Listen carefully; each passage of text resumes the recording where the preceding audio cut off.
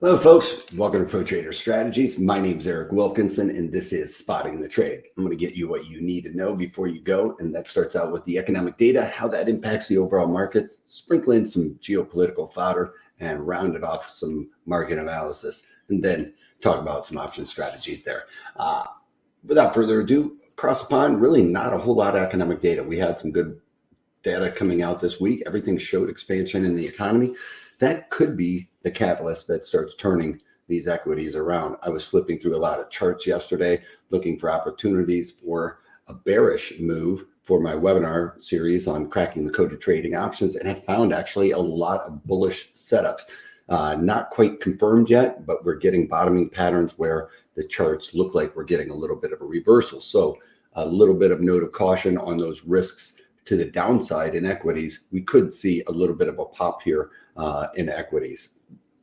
It's something that we don't necessarily see when there's this much geopolitical tensions going on in the world with Russia, Ukraine, China, Taiwan. So going into the weekend, folks don't like to hold a lot of equities heading into that kind of scenario because they are held to the wind for the most part because they can't do anything over the weekend. All right. So they're going to cover a lot of profitable trades, could cause some negative pressure here.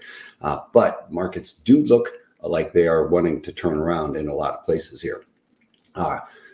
Crude oil, for one, finding a bottom here at the value area high there. Point of control is much lower here, but we are finding some support at that value area high. And the market really feels like it wants to hold on to that $100 a barrel mark.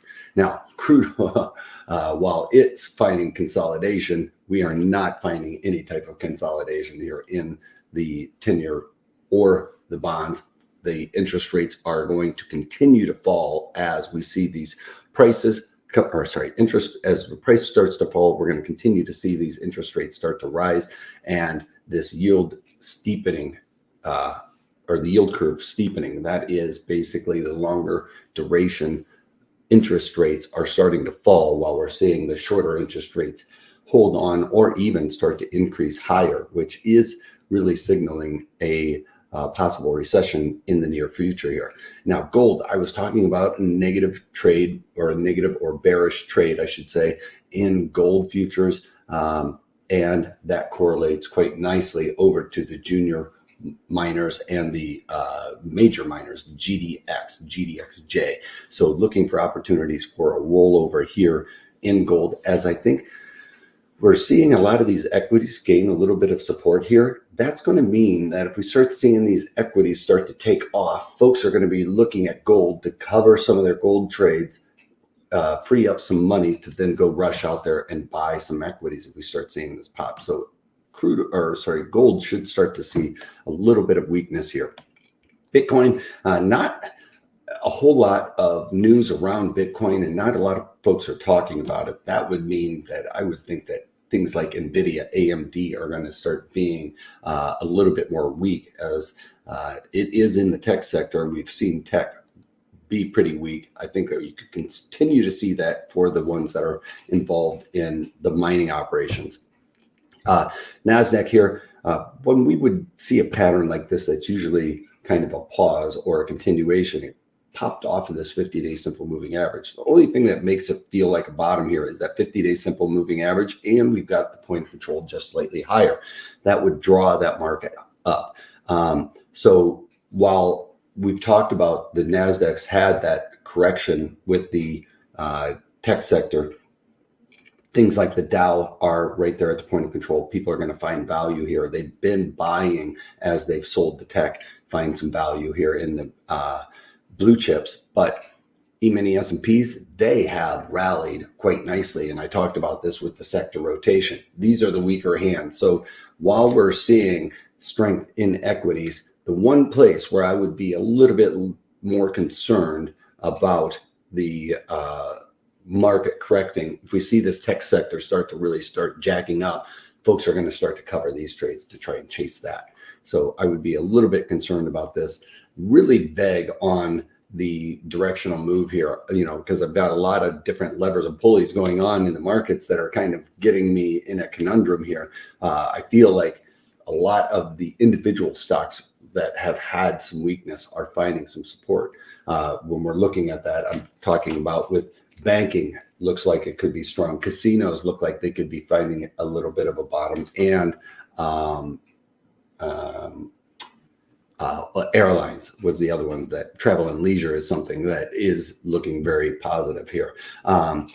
E-mini S&P is showing some weakness here headed into the into the open here. But what I was talking about with the equities, Nvidia, not really too thrilled about Nvidia if we're not going to see some strength in Bitcoin. But again, another one that's finding a little bit of a bottom here. Goldman Sachs was another one that had a nice little bottom here. Morgan Stanley, we're just talking about the bank sectors. All of these bottoms here look very solid. No confirmation. We need to have that today in order to see something like that. Let's look at MGM. I don't know what they've been doing, but it looks like they're finding a bottom. Wynn looked pretty good for a bottom there. Penn being some of the other casinos, Penn being the 52-week low here, looking quite nice there. We go over to Delta. Looks like a little bit of a bottom there. UAL for the airlines. Bottoming patterns across the board in a lot of these things. So I would be looking to add some bullish strategies in those sectors, especially if we're starting to see those confirmations. Those are the types of things that are getting me a little bit, back and forth here heading into the weekend. Are we going to see weakness? But then we're seeing a lot of these patterns set up at the bottom of a move that looks like we're finding some reversals. So there is some positive things going on in the markets that are starting to change my directional assumption where the risk is going to start shifting to be more to the upside. Not today, folks, because we're heading into the weekend, but it is something that I'm going to be keeping an eye on going forward. All right. High volatility, markets starting to shift around. It looks like it's opportunity to sell some puts in some of those markets there. So that's what I would look to do to get a little bit of extra income coming in and look for opportunities to buy those stocks that we want to get involved in by selling some puts. All right. So that's all I got for you guys. Have a great weekend. And if you can't take that, take it easy.